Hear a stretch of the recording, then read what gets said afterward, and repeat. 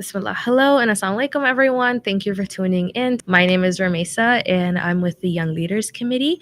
I wanted to welcome you all to our 10th episode called Uzma at Last, Writing for Muslim Youth. And I would like to introduce you all to Uzma herself, Sister Uzma Jalaluddin, author and journalist. How are you today, sister? I'm doing really well. I'm so happy to be here. I'm so glad you're here too. Alhamdulillah, it's really great to have you on. We are especially excited to have you here today, not only because of your years of experience with like high schoolers and everything like that, but because of your authorship background and your journalistic background. I feel like that's a really interesting mix of different things, and it becomes like a wealth of knowledge that you have to offer. So I just wanted to, start off by giving the floor to you. Do you want to, could you please take a minute to introduce yourself a little bit? Sure. Yeah. So, Assalamu alaikum, everyone. I'm really happy to be here at the Growth Mindset podcast here in Markham, which has become my hometown. I am the author of 4 best-selling novels. My debut, Ayesha at Last, is a retelling of the classic novel Pride and Prejudice by Jane Austen, except it is set in a Toronto Muslim community because I also grew up in Scarborough. Mm-hmm. I'm a very proud Scarborough girl. My second novel is called Hana Carries On, and it was published in 2021. My third novel is Much Ado About Nada, which came out just last year in 2023. And I've also co-written a novel called 3 Holidays and a Wedding, which came out also in 2023. In addition to writing books, I recently wrote a play. It was performed in Montreal in spring of 2023. It's called The Rishta. Mm-hmm. And for those of you who speak Urdu, you know that means the suitor. And it's a funny farce about arranged marriage. And that was written in collaboration and actually commissioned by the Silk Road Institute, which is a Muslim organization in Canada that focuses on arts development in our community and the creative arts, which is very sorely needed. I'm also a high school teacher. I've been teaching for a very long time, and I live in the east end of the city with my husband and 2 teenage sons. That's really amazing. So thank you so much for coming. I personally read your book Ayesha at Last when I was in high school, and at that time, it was like one of the only books that I personally really connected with. Not only because it was, it centered a Muslim girl, and it was like set in like where I was living in the community I was in, but because Pride and Prejudice itself is one of my favorite books. Oh, awesome. Jane Austen is my favorite author, and it was really amazing for me. And I feel like it's really important to start centering these minority communities, which in reality aren't minorities. It's just we never see them in media, so that's why it's really important to have this kind of impact. And I just wanted to ask you, how much of the books have you written, and all of your articles and everything include your personal experience as a Muslim woman, and how does that influence your writing? So the joke for fiction writers, fiction is what I write predominantly with my novels, is that everyone asks the authors how much of this is based on real life. And then for nonfiction writers, everyone's like, you made it all up, right? So, I mean, they're books, they're flights of fancy. And I remember the also Canadian author Sharon Bala, I was listening to her at an event one day, and someone asked her the same thing, like, oh, are these books about you? And she said, no, the books are not about me. The characters are not me, but the themes are, of course, mine from my own life. Yeah. So, my stories none of them are about me. They're completely different. But some of the themes that I talk about, I'm also the daughter of immigrants from India. They immigrated a long time ago in the 1970s. I grew up as a second generation kid in Toronto. And what that felt like, growing up as a visibly Muslim woman who wears hijab in Toronto in the 90s and the 2000s, it's really informed everything that I write about even now. Just the themes of family. I have a very large extended family. My parents are from Hyderabad, so like big Indian family, a lot of whom are actually in Toronto. And so growing up with family expectations, the expectations of society, the expectations of my own community, navigating my identity as a Muslim woman, all of that is in all of my books. But I also write my books are classified as rom-coms. So they are very fun, very joyful, because when I was reading, I was just like you. I was always looking for stories that I could relate to. Yeah. And as a reader, I had to do all of the relating. I had to be like, okay, well, this story is about a white girl, but we're both around the same age, so it's kind of relatable. But there were very few books that were actually set in, forget Canada, just even in a Muslim family. Yeah. And the ones that were out there were honestly very toxic. They were like dysfunctional families. They were like lots of patriarchal, sexist ideas about womanhood. And I don't know. I just couldn't relate. Yeah. My dad is not like that. My dad is really cool. The men I'm surrounded by are very loving and kind. And, we're all complicated people. Everyone has flaws. But I just couldn't relate to those stories. So when I picked up the pen, or rather started typing on my laptop, and I knew that I wanted to write stories that were essentially joyful, because I wanted to give Muslim readers something to feel good about, not to cry over. Exactly. Yeah, and I feel like that's something that I also really noticed when I was reading, because I found your book when I was in high school, but I had a couple of other books that I read when I was in elementary school, so a long time ago now. But they were all, they centered a Muslim girl, and it was like somebody around my age who was younger at that time, and they weren't something that I enjoyed reading, because it left a bad taste in my mouth, because I grew up in a very supportive household, alhamdulillah, where my parents, encouraged me to do what I wanted. They encouraged my hobbies, my passions, and my father was very open and everything like that. And these books felt like an inaccurate representation of what the Muslim community was actually going through. And or at least it wasn't the full picture. Exactly. Right? Like as much as we have our trials, and there's a lot of struggles and a lot of challenges that we face as individuals, it's not necessarily indicative of the entire community. Yeah. And it's like a lot of the times, what I've noticed in a few books is that they want to paint our struggles as hijabi women or Muslim women from the lens of I don't know how to phrase this, like a non-POC lens, where well, it's called the white gaze. The white gaze. So it made it really uncomfortable to read, because it made me, realize that this isn't a struggle I have. This is what the struggle they want me to have is. And it was very interesting. And so it made, what your book did was it balanced cultural authenticity and the religion and my identity as a Canadian, because I've lived here for so long. I identify with Canada. Right. It balanced that so well. And it resonated with a broader theme of like struggle and also like acceptance. So I just wanted to like ask, how do you find that balance? How do you find that, sweet spot? Well, first of all, thank you for that. I'm so glad that you are my target audience, a fellow Muslim woman. You're a young Muslim woman and living in Toronto. So I'm thrilled that my books have resonated with you. And I think what you talked about in the earlier part of your question, what I referred to as the white gaze, is something that a lot of so-called marginalized communities face, which is the pressure to acknowledge two things at the same time. Number one, the need for very authentic stories that originate in these so-called minority communities.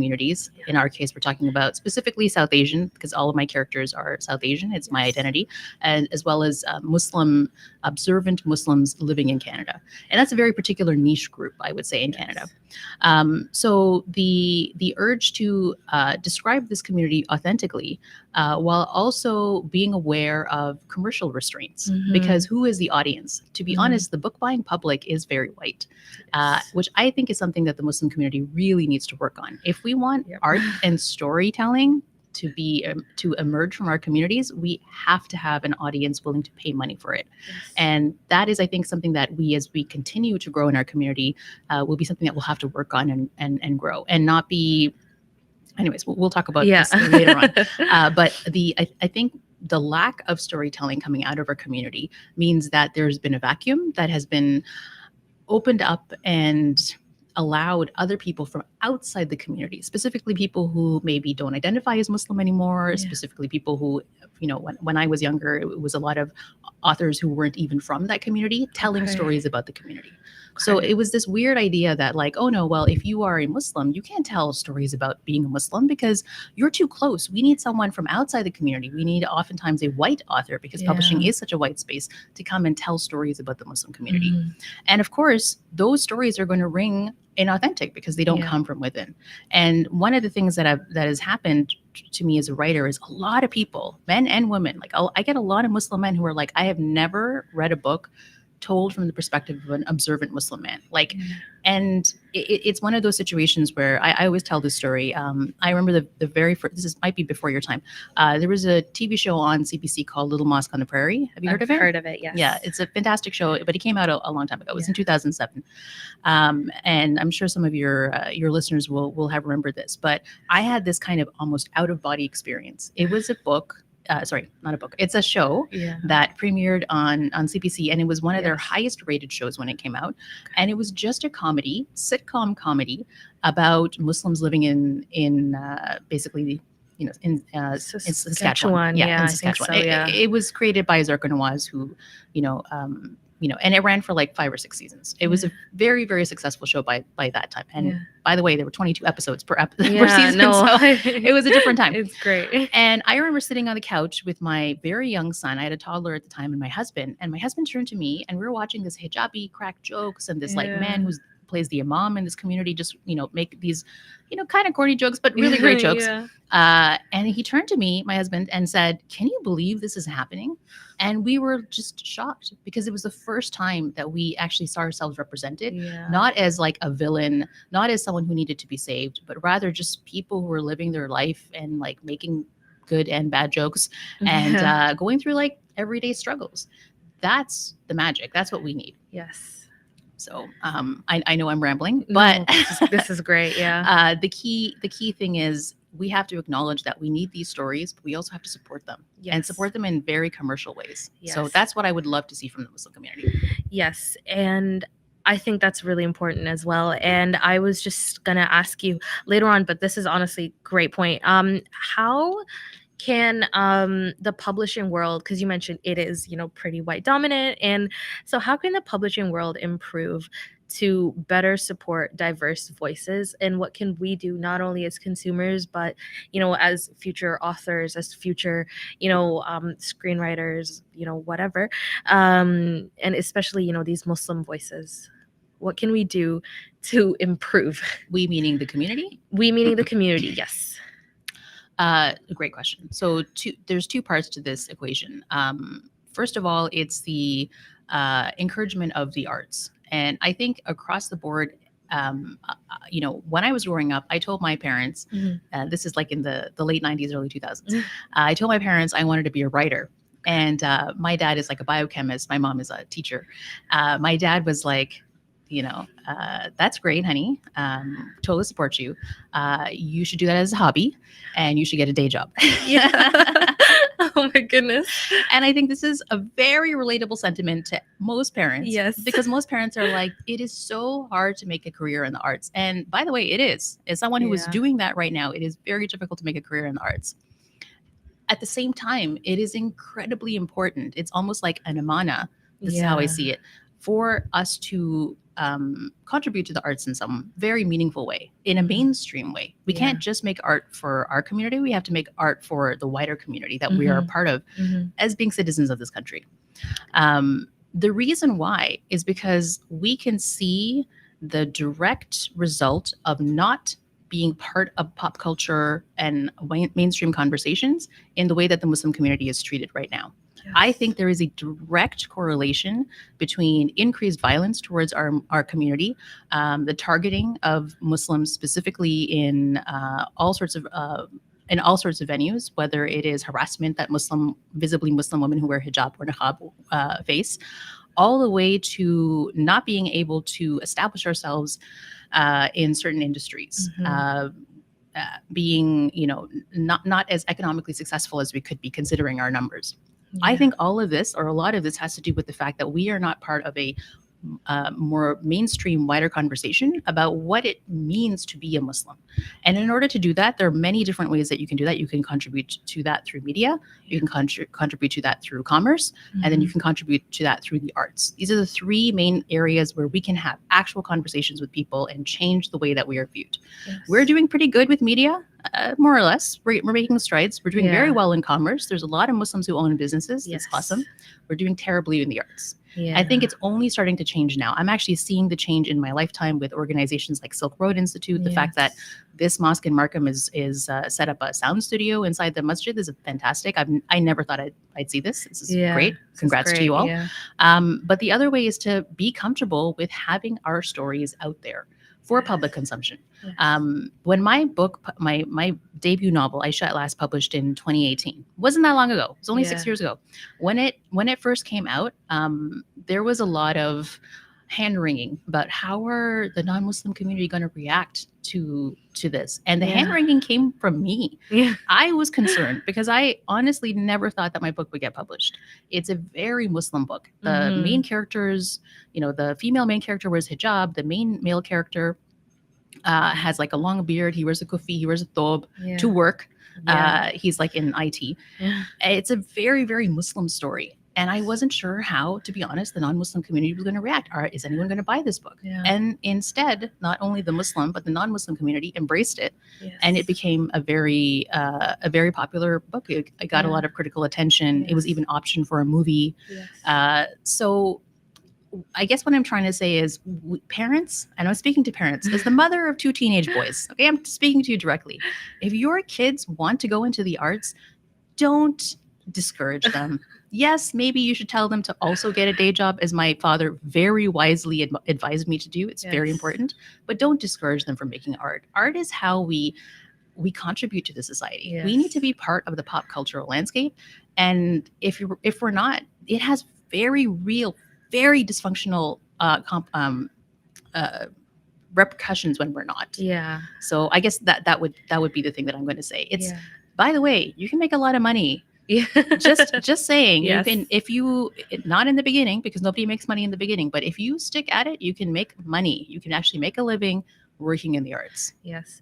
And I laughed at that because when I was there's a lot of personal stories, but when I was in elementary school, I knew 100% that I wanted to write. And that was the era of a lot of online platforms where people posted their writing. And I was one of those people, but my main character was white. And she was a white girl who went to a mainly white school, and though her struggles were white. And of course, at some point, I didn't understand how to keep going with that. And so, I scrubbed that from the face of the earth. Yes. And I was like, this isn't working. And when I told my parents about it, they were like, that's really great. Like, they had a similar, response. They were like, this is really great, but you need to learn, a skill where you can, make money. And, it was a really interesting experience because as I grew up and I started to see, all of these changes in the way that Muslim women and Muslims and Muslim men are represented in the media, it felt like I was being allowed once again to do something that I had felt so weird about before. And something that's really important, something that you mentioned, is the representation of Muslim men in media. And it's their representation is even less than Muslim women. And it's so interesting because now, with everything that's happening in the global climate, there's been a shift in the way that Muslim men are being viewed. And I think that's so amazing because there's this misconception that Muslim culture and South Asian culture is very patriarchal, and to an extent it is, but that climate is, changing. And I feel like it's really important and really, healing for a lot of people to see that they're allowed to be humans and they're allowed to be, so real. And I think your book does that really well. No, thank you so much. What you just said about when you were younger writing stories that featured white characters really reminded me of this very famous TED Talk that I'm also a high school teacher, so I used to show this to my classes all the time. It was with the famous Nigerian writer, Chimamanda Ngozi Adichie, and you should all listen to this. It's called "The Dangers of a Single Story." I don't know if any of your teachers ever played that for you. It's fantastic. You should definitely see it. And so she, as a Nigerian writer, someone who grew up and lived in Nigeria, she talked about all of the books that she read in English were British books. And so the stories that she wrote were about, winters and rainy days and drinking tea. And she lived in Nigeria. And she was like this because the danger of the single story is that, you basically flatten people's experiences to all be extremely European in their outlook, instead of embracing the fact that, like, my stories are, they feature scenes in the mosque. They describe what a janaza is, because people die, and what are our funeral practices. They talk about what a nikah is. This is a very South Asian. It's not a Muslim experience, but the South Asian experience of getting a rishta. Which, to be honest, after my book came out, I had Arab readers. I was attending a book club which was composed of Arab readers who were like, okay, they're all Muslim too, but they're like, what's a rishta? We don't get it. We don't do this. And I was like, wow, this is a very Indian, South Asian kind of practice. What a rishta is. And I had to explain that to them, which they thought very interesting. And so what you were saying about the portrayal of Muslim men, Muslim men, and when I think about the men in my lives, my husband, my sons, my brother, my father, my uncles, they are nothing like the Muslim man that's portrayed on the screen. I mean, that man is patriarchal, controlling, quite frankly, abusive and toxic, often violent, very extremist, easily led astray. Like, I don't know any guy like that. And any man, if I did know a man like that, I would definitely avoid him. And so what Chimamanda Ngozi Adichie was saying with her TED Talk about the dangers of a single story is that for so long, the Muslim story has been extremely one-dimensional. And that's because other people have been telling our story, because we're not telling our story. Again, parents, please let your children read books, all kinds of books. Let them write whatever they want. We need their storytelling. We desperately need it. The good stuff, the bad stuff, the critical stuff. And as for, South Asian culture being very patriarchal, Muslim culture being very patriarchal, I would argue that the world is very patriarchal. Definitely Canada. We still have gender wage inequality. Women in Canada still make only 87 cents for every dollar that a man makes. And that's across the board. And it's a lot worse for a POC woman. And it's so interesting because I feel like a lot of the times, because we don't discuss this, we don't, like, the future generations, they don't understand how to process these things, which they realize is a reality around them, but they don't understand, how to come to terms with it, because, it's become such a thing that, not only we're not allowed to talk about, but there's not enough out there to talk about. And that's really interesting. So I want to ask you a question that I want to go back to something we mentioned earlier. Sure. About writing. About writing.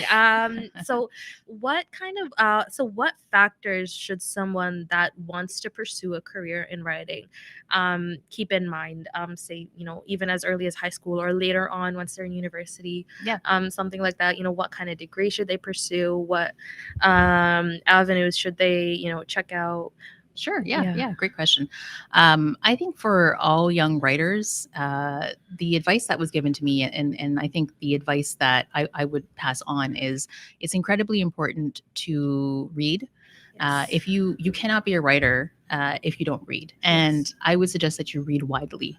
For myself, I always have, like, a book I'm listening to on audio, another book I'm reading on my Kindle, another book I'm reading on my phone, and then sometimes a paperback on top of that. Like, I'm always immersed in publishing spaces, and I read across a wide variety of genres. I read a lot of, for instance, historical, nonfiction, mystery, romance, sometimes fantasy, like across genres, just whatever I'm in the mood for. And by doing that, you're exposing yourself to multiple different voices, different types of storytelling. And in addition to that, I think this is something that a lot of people struggle with. It's being comfortable with being bad at something. The important, and this is a famous quote, I always read this over by the famous podcaster Ira Glass, who hosts This American Life. It's a fantastic podcast. You should all check it out.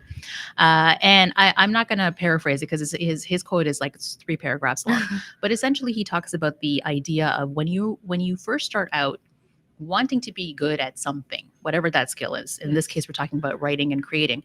Uh, Oftentimes, all you have is good taste. And it's taste that you've built up by reading and writing a lot, but you don't have any skill. So Yeah. I remember when I first started out writing, maybe 20 years ago, in high school, in undergrad, I wasn't very good. Yeah. I had sparks of potential, Yeah. but it was honestly not very good. Yeah. And I would give my short stories to my husband, and he'd be like, "That's great," because he loves me. Yeah, exactly. And he even said that it wasn't until I'd been writing for a long time, practicing my skill, learning about the craft, just honestly growing up, like Yeah. going through experiences. When I'm 15 years old, how I haven't really lived, not really, No. but it's so different from decades later, Yeah. when I've experienced so much of life, and having something to say, and really just putting the work and the time and effort Yeah. into it. And I know this is not what a lot of young people want to hear. I know if I was 20 and someone told me, "Don't worry, sweetie, in 15 years you'll be great," I would be like, "What?" But unfortunately, it's true. Yeah. Writing is There are no child prodigies who are writers. You have child Yeah. prodigies who are like math geniuses and fantastic at violin and piano, but writing, you have to grow with your writing. Yes. So read a lot, take feedback, don't take it Mhm. personally, Yeah. and read good and bad examples of writing, and then just work at your skill, work at Yes. your craft. Take classes if you need to. I Yeah. certainly took writing classes. I have fantastic. It's called critique partners, so other Okay. writers who will read my work and give me feedback, and I will do the same for their work as well, Yes. and just keep working. I Mhm. submitted my latest project is that I'm writing a murder mystery Okay. that is set in the East End of Toronto, Yes. and I just submitted my latest edits to my editor. Okay. And so even a book, when it goes through the process of publishing, my editors are with HarperCollins, so it'll be coming Yes. out in June, inshallah, June 2025, with HarperCollins Canada That's amazing. and HarperCollins in the United States. And even I'm a professional writer at this point, my editors still give me feedback, and I still Yeah. have to rewrite my book several times before it's even close to getting to the publishing stage. Yeah. And you just have to be okay with that amount of work. Okay. That's really amazing. That's such an interesting, process because learning how to accept criticism and not only not take it personally, but I was in the same boat where like I would write a short story, I would write something and I would show it to my dad and he would be like, "This is great. I want to publish this." And I'm like, Aw, "You're sweet. just saying that because you love me." Yeah, yeah. And it's like, learning how to accept that you need to improve is something that's really, really important. But you know And what? That also is really important. Having a yeah, cheerleader in your corner. yeah, I'll never forget when I finished the. I've been working on my very first novel, Ayesha, at last, for 8 years, yeah, and towards the end of my like my latest draft, I sent it to at the time an acquaintance. She later became a friend, and this is another Muslim writer yeah. who has roots in Toronto and now lives in the States. She writes fantastic crime thrillers. Her name is Uzma Jalaluddin Khan. Okay. And her latest series is called Black Waterfalls. It's a fantastic Wow. book. You should Okay. definitely all check it out. Definitely. Anyways, this was back in 2016, 2017. I remember we were friendly, and I said, "Would you mind reading my book and giving me some feedback?" Yeah. And I honestly think one of the reasons why I'm published is because of the feedback that I got from her. Okay. She was very kind, very supportive. She told me that this book is necessary and needed in our community, Yeah. and that it had the potential to be published. And that was the final push I needed to really try to get the book published. And it's been published in many different countries around the world.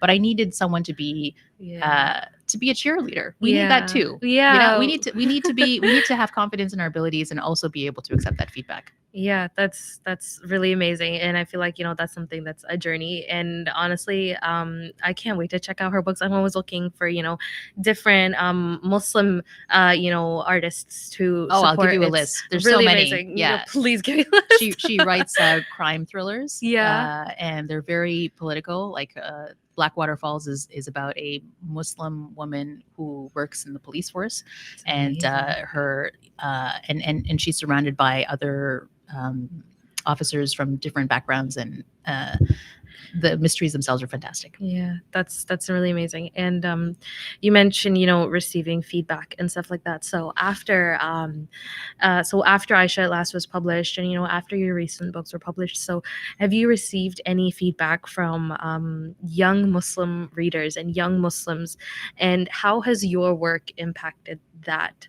Has How has your work been impacted by the feedback you received from young Muslims? It's not impacted by feedback from young Okay. Muslims. No, not at all. Okay. In the sense that my job as a writer is to write the story Okay. that I think is really interesting, and that writing books is a very solitary act. I'm Okay. mostly just sitting in my office, staring off into space and typing for months, and nobody reads the work at first, and except for myself. So I pursue the ideas, the stories, the characters that interest me, because I'm the author of this work. Yeah. The world I'm building is my own. The characters I'm building are my own. The themes that I want to explore are a product of my own life and my own experiences. And then the book goes through a process of editorial, which I briefly spoke about. Yes. And then it's launched into the world, and hopefully people will buy it, or they'll borrow it from the library, or they'll borrow it from their friends. And you're right, I do get a lot of feedback. I get feedback from readers of all types, and Yeah. also from all over the world. I get readers from the Middle East, from Africa, from Asia, from North America, of course, and they're from Muslims and non-Muslims, young people, old people. And most of the time, I'm really grateful. Most of the time, they're very complimentary. They say that the books really meant something to them. Sometimes they're like, "Well, you got this part wrong, or you made a mistake here," and I'm like, "Yes, I know. Editorial. Sometimes things get lost in translation." But I don't mean to be dismissive of young readers. It's just that the book exists. I can't go back and fix it. Yeah. But I think a lot of young people, young Muslims in particular, are happy that the kind of books that I write exist in the world, because they're light and they're joyful. And even though they talk about really serious issues, they're still portrayed the wider Muslim community in a very compassionate lens, because I'm talking about it from the inside. I'm not looking at it from the outside. I am a member of this community, a very, I understand the flaws and also the enormous strengths that we have. And that really comes across. So I think sometimes I might inspire some people to write, old and young, because you can start writing if you're older too. Okay. Yes. Please, if you want to write, that's a great dream to have. There's no age limit. There's on no writing. age You limit. Can start whenever you want. But I know when I get emails specifically from younger Muslims, I think about the young Muslim that I used to be, and how much reading a book like Aisha at Last, or honestly any of the books written by very talented Muslim writers who are working now, how much that would have meant to me as a young person, because I know what it's like to live in a world where that doesn't exist. And I'm so glad that publishing is opening up its doors to more diverse writers and points of view now. Yes. And I think that's, definitely really important. And as you mentioned, there's a lot of different genres and different things that currently exist. And you mentioned that your book would classify more as a rom-com, right? Yep. I personally would more call it like slice of life, but that's a more recent label. But I really love that, it shows the little simplicities of what life is. And it doesn't force itself to take on something that's so heavy that it completely overshadows like that day-to-day of being a Muslim, and the day-to-day of just existing in the space. So how so are there any specific topics and fields and genres that you feel still need to be touched on by Muslim artists and like young fiction? Even like I know there's not a lot in like the fantasy space and etc. Actually, there's a lot of Muslims writing in the fantasy space. Okay. Sabah Tahir is coming out with her latest book, Air, which is the latest in her. She started off this fantastic run. An Ember in the Ashes, I think, was her first I've book. read that, She is a New York Times bestselling author. Yeah. She's fantastically popular. Tahira Mafi is another person. She wrote the Shatter Me series. And there's a lot of other authors writing in the fantasy space. Okay. In fact, there are authors writing in every single genre. I think one of the wonderful things about the emerging and growing field of Muslims in the publishing space is that we have so many stories to tell. We have so many stories that can fit into various genres and explore different themes. And I know we're going to wrap this up soon, so I just want to leave the community and the listenership that you have with one thought, which is I would strongly urge. Okay, I don't know exactly how to say this. Growing up in the Muslim community, Yeah. I also felt impacted by the negative storylines, and portrayals of Muslims in our community. Every time I saw a story about Muslims in the newspaper, for instance, or in a magazine piece or in a book, I would inwardly cringe because I wasn't sure if it was going to be another thing that's going to piss me off. Yeah. That's going to make me really angry, just full of rage. Like, Just no, another this is wrong. Like we're not Muslimists or whatever your term are you No. saying? Islamists. We're not Yeah. Mohammedans. We're not, Yeah, like it's, all of these Oriental terms. Yeah. Getting basic facts wrong.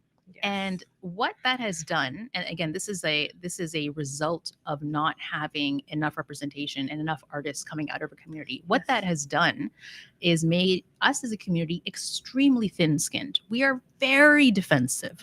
We want the type of Muslim representation that we have never gotten, and we are very good at launching an angry horde and destroying young Muslim careers because it's like, whoa, that person did not behave in an Islamic manner, and therefore you need to be canceled. That person is not behaving the way that I would, and therefore you need to be canceled. And it's a result of a knee-jerk response to honestly being portrayed in very negative light for decades.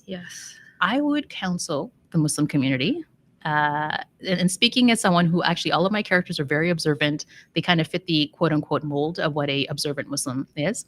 But I would counsel and encourage the wider Muslim community to be open to all stories. We need all types of stories. We need stories of the good Muslims, so-called good Muslims, so-called bad Muslims, Muslims behaving badly, Muslims redeeming themselves or not redeeming themselves, and just really exploring complicated issues, because we are human beings. We will make mistakes, and we need to be able to explore those mistakes and talk about those mistakes and challenges in art. This is how we can kind of work through it. Because I've seen a lot of, young debut authors get trashed online on Goodreads or whatever because, oh, well, your Muslim character did this one thing. They behave badly. And it's like, but everyone has probably made a mistake. Who are you to judge? And instead of encouraging that art, they make it shrivel before it actually, gets a chance to bloom. So let's give each other some grace. Let's encourage the authors and the writers, the creative people in our community. They will literally change the way that our community is seen, but not if you strangle them at birth. Yeah. I think it becomes like a response to a lot of the rage bait that we've seen, so far. It's like, at some point you have to understand that not every hijabi girl wants to take her scarf off on camera. Like, it starts to become something that you feel like you're just saying the same thing again and again. That's just the stereotype at this point. I'm not even talking about that. I'm talking about, like, say, and this is a hypothetical, say there's a story about a hijabi girl who behaves in a way that we would consider not appropriate, and then just being like, well, this is not appropriate, and this is something I don't agree with, so therefore the author needs to be canceled because this is not what they. You're probably right in your point of view, but there are a lot of Muslims who might be dealing with and trying to process through challenges that they're facing, and then just immediately condemning them is not actually helping the conversation. It's actually stifling creativity. And I feel like creativity is so essential, like you mentioned. It's we need to start nurturing the arts. That's really important.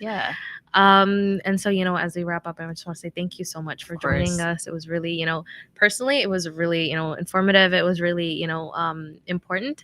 And thank you so much for taking the time. Oh, it was a pleasure. If anyone would like to, I actually do this as a blanket statement.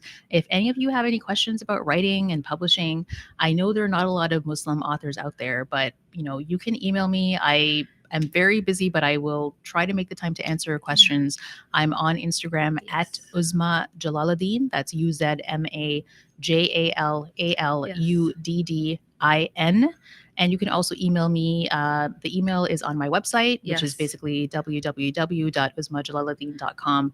And please encourage the creative person that you know to make art. Yes, and her your website and your Instagram and everything will both be on the screen and in the caption down below. So please be sure to check her out. Please give support to her book coming out next year. I'm so excited for that. Thank you. I personally love a good murder mystery. It's great. Thank you so much. Thank you so much for listening. And inshallah, we'll see you in our next